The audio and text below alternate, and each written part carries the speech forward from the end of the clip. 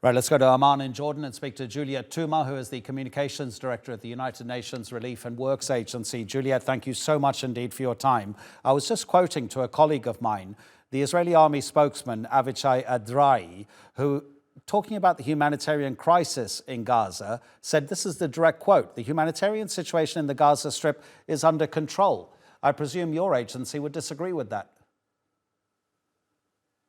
The humanitarian tragedy in Gaza, the siege that has been enforced for the past 2 weeks, has made a situation that was already very, very bad before the war began much, much worse. People depend on organizations like UNRWA for food and other basic supplies. This was the situation before the war began.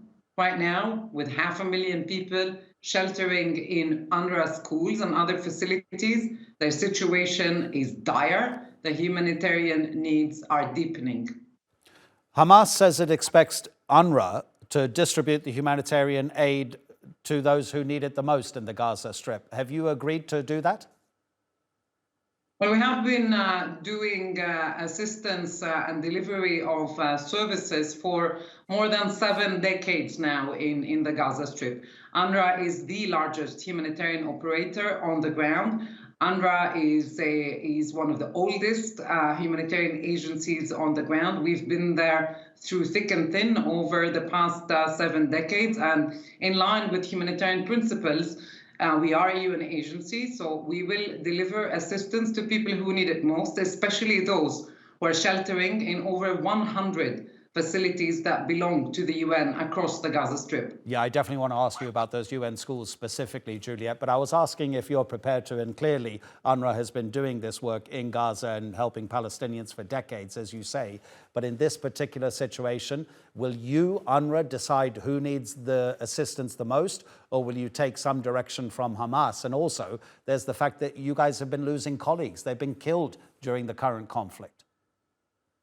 Humanitarian assistance will primarily go and initially, and this is going to happen in stages because bear in mind, this is a huge humanitarian operation and a very complex operation. Assistance will focus more on those who are sheltering in our schools and in our buildings. We have 500,000 people to cater for, 500,000 people. And yes, it's going to be done, and it is being done for the past 2 weeks. We have not stopped for a minute by our own staff on the ground, 13,000 people, our unsung heroes, well, minus 17 of our colleagues who were killed since the war began. Absolutely. What's the situation at those schools, Juliette, in terms of how people are living there?